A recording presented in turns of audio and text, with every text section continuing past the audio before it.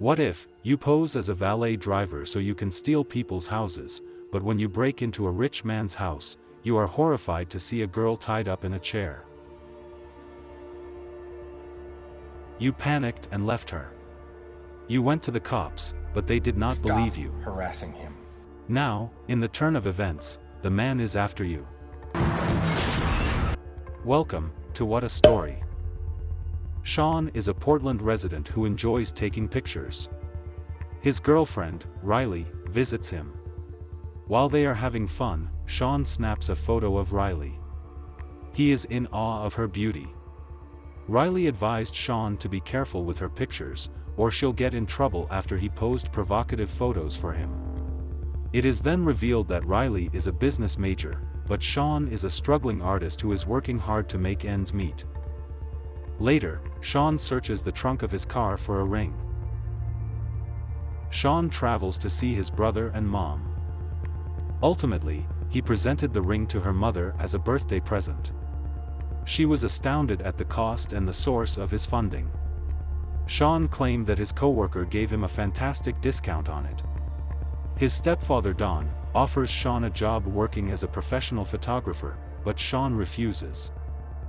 Later, he meets up with his best friend Derek to look over some stolen items and decide what they want to keep. According to Derek, Sean stole some worthless items of poor quality.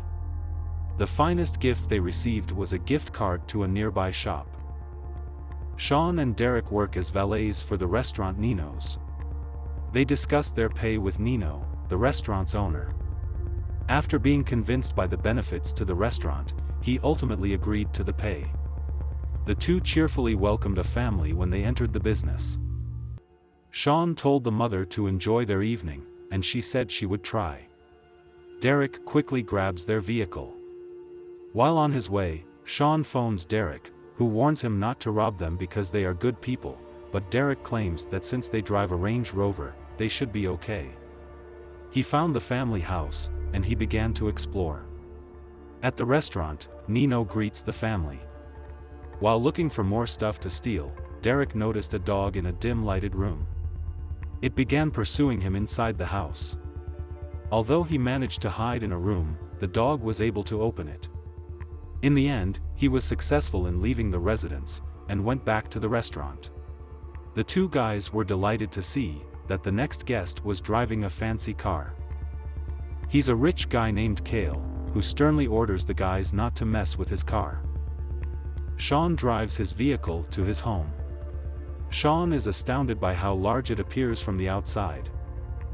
He then makes an entry. He contacts Derek and tells him he's found a brand new dark credit card. They prepared strategies for handling all the money they could steal. Sean searched for a phone to contact after Derek instructed him to activate the credit card using the owner's number. He finally located a phone and used it to activate the card. As he looks around other parts of the house, he goes into Cale's office and sees a checkbook. He snaps a photo of the check, but suddenly, the flash reveals a woman locked up in chains. Sean is terrified. When Sean assists the woman, she pleads for help. Cale was already finished eating, which caught Derek off guard. Derek calls Sean to ask him to speed up as Cale eagerly waits for his car. This fucking chain. The woman tells him to put everything back where he took it, since there is a camera in the office that Cale can check. He enters Cale's garage, discovers his tools, and opens a room with a table where he had probably worked on other victims. On his phone, Cale examines the security cameras. Sean returns and notices that the lights are now on.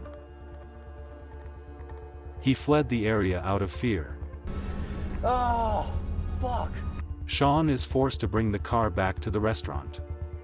When he arrived at the resto, Cale quickly opened the door. Sean tells Derek what he saw. And to avoid being identified by the police, he makes a payphone call to dispatch. When Cale gets back to his mansion, he looks around. He noticed the messy bed and became suspicious. Due to the registered phone number, he learned someone has broken into his home. Sean returns to Cale's residence. The police arrive and speak to Cale, only to see that he is with another woman. This lets Cale get rid of the cops. When Cale escorted the woman outside, he noticed Sean's car and grew suspicious. Derek shows up, and they waited for Cale to leave. He told Sean why he would not have allowed the woman to use his phone to call for help, but Sean claimed that he panicked. They break into the back door after Cale leaves the house. When they go to the office to hunt for the woman, they discover that no one is there. Cale calls the cops to tell them someone is breaking into his house, forcing the guys to run. Sean wanted to go to the police, but Derek tried to stop him.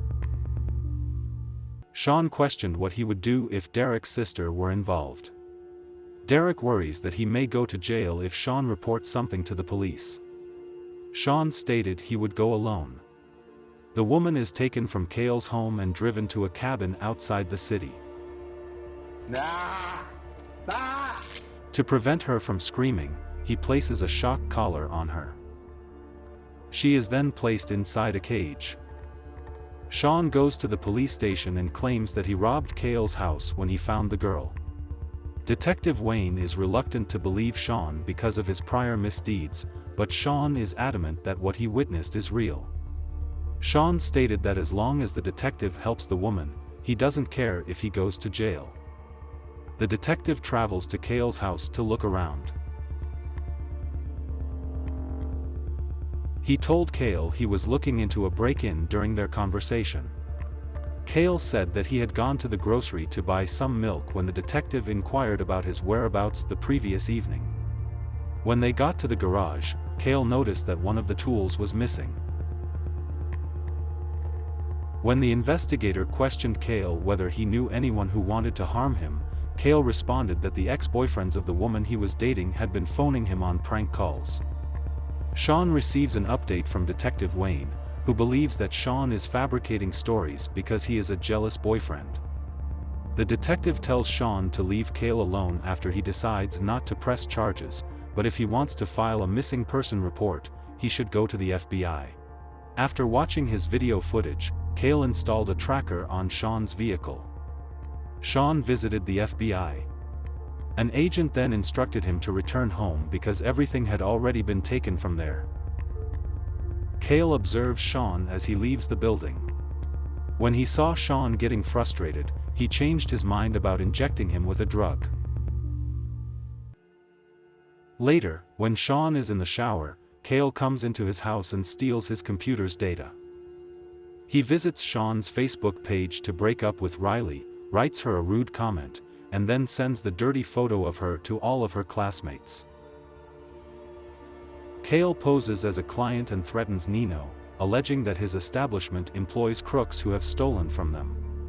When Derek arrives at Nino's, the new staff has already taken his place. He was mad, and proceeded to punch the new guy. At the university, Riley's classmates received the photo.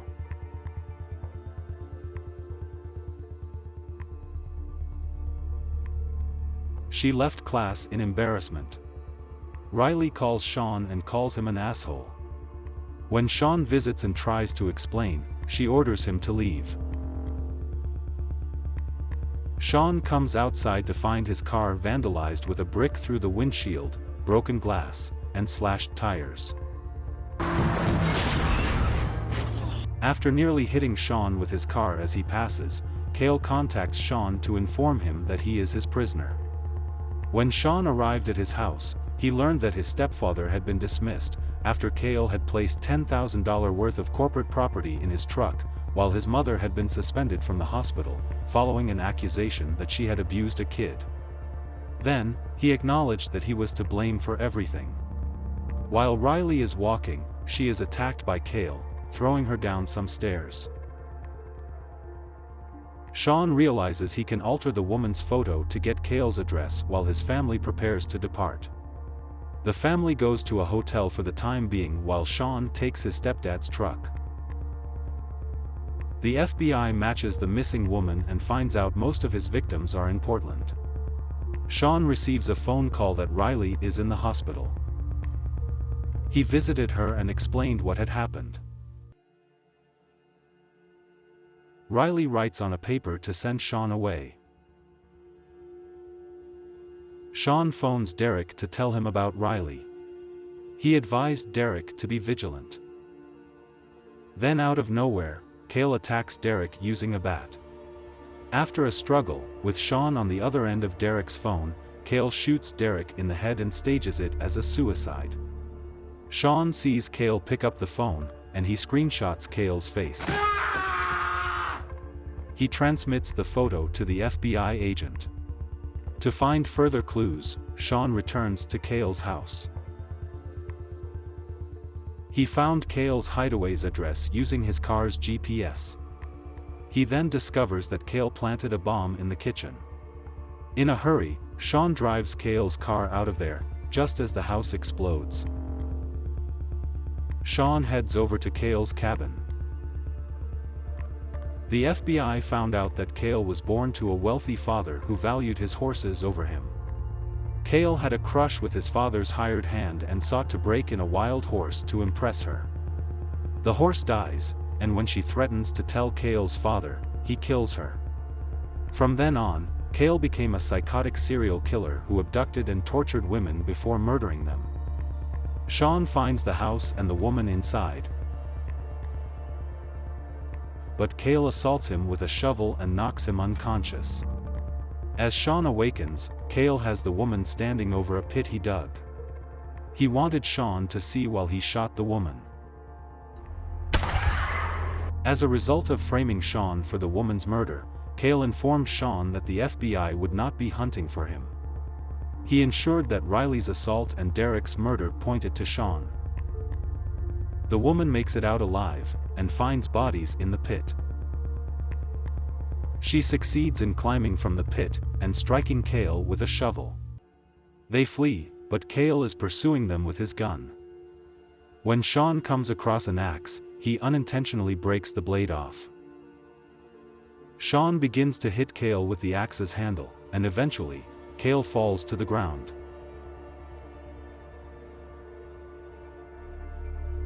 Sean and the woman continue to get away until the police discover them.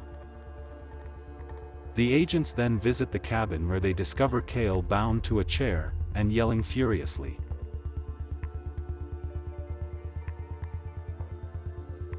Thank you for watching, and see you on the next story.